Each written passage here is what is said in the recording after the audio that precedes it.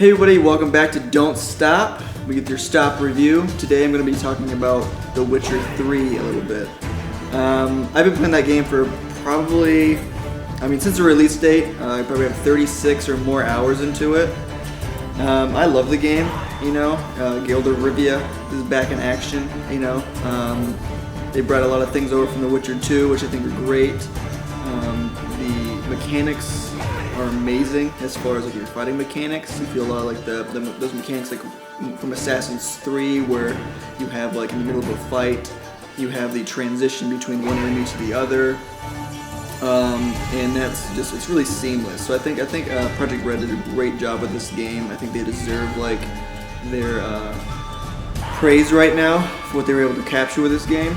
A couple things that I really enjoy about this game are probably the fact that there's not a lot of economy in it, economics, but you still have that specialty of customization, that flawless upgrade system where you find certain materials and things like that, and you can put that into your weapons, your gear.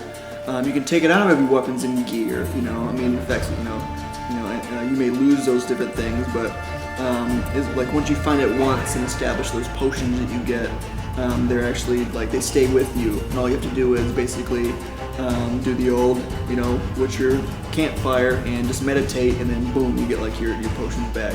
And you can do that also right before a fight. So there's never a scrounge for getting comfortable before a fight scene and stuff like that, because you have that comfort of knowing, okay, I got my potions, I got everything right here. If I don't, I'll meditate real quick. So I think that's pretty cool. As far as customization with your horse, I think that's awesome too. The fact that you go and it starts out pretty slow. You start hitting those the contracts, which there are tons of contracts in The Witcher 3, everywhere. There's a lot of major maps, and there's contracts everywhere. But your first kills you start to get. A lot of people know from even the past Witchers that you can take those trophies that you have and put those either on your person. For a while you'd see those on your person. Now it's really a main thing on your horse, the heads of those deceased monsters that you killed. And you also get boosts from them, more gold or more experience for monsters or humans and stuff like that. So that's pretty cool. And as the story grows and as you kill bigger and larger monsters, these heads and these trophies become more and more visible, which makes you feel pretty awesome, So if you're walking around with a little bag with a head in it, you're oh, you got a cool monster going on. But when you're walking around with a griffin head attached to your saddle, you feel like you've done yourself a justice. So it makes you want to go really get those Witcher contracts and really take care of those monsters and stuff like that, because it is in part a huge part of the story, but also side quests at the same time, because it's such a fun added theme to a game that not a lot of games have. As far as the story goes, I like the idea. I don't want to do too much spoilers, but I like the idea of Geralt trying to find a daughter of his while bringing old characters back into the mix. I think if you play the last Witcher games, you fall in love with a lot of those characters, and to see them kind of slowly make their way back in while Geralt is in search of his Ciri, which is his daughter basically. And so he's really, he hasn't seen her in a long time. It's, Witcher the Wild Hunt. He's being chased by the Wild Hunt, and he's kind of behind her, trying to follow her steps and go through what she went through, but, also doing his normal quests and trying to make cash, and it's over a period of time. But the story is very directional. There's a lot to it. You feel like you always know what the main quest is, but as a sandbox game goes, a world box game goes, you really there's a quest over there, there's a main quest, but there's 100 quests that way. And, that main quest might be a little bit easier if I finish these 100 quests. So then you get that, if you're ADD, then it just becomes very apparent that you're not going to do that main quest for a while.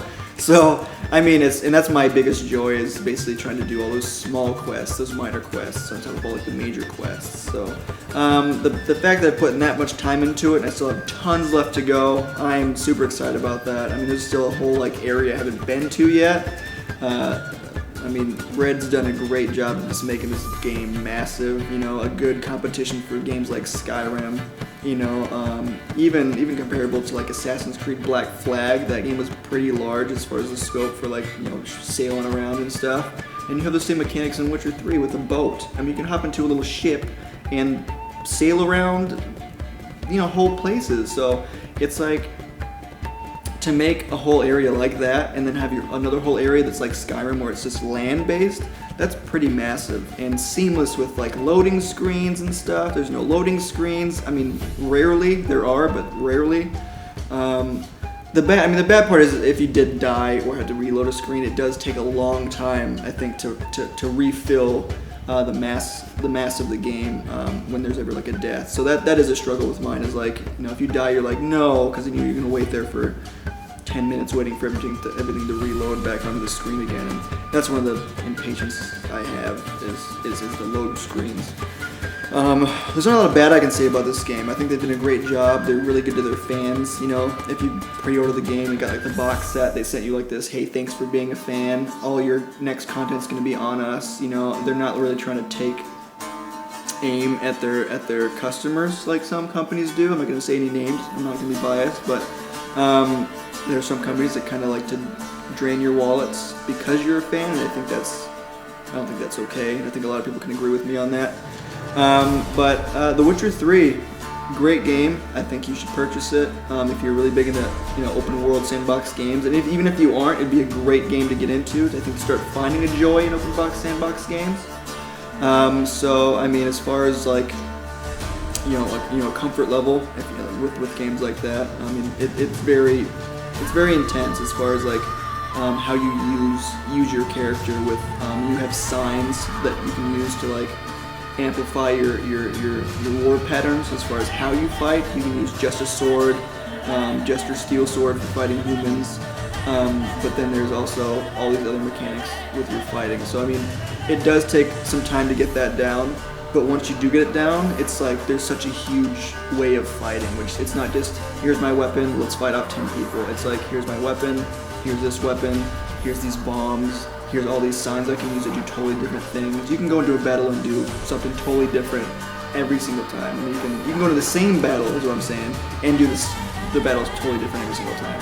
So it takes a while to get it down. So don't be aggravated if you start playing the game and like really find yourself struggling, because it does take time to really get into the game mechanics. So push through, and I think you'll really enjoy The Witcher 3. So thanks guys, that's my personal review on The Witcher 3. Like us, tag us, share us, I appreciate that. Come back and see me next time. Thanks guys.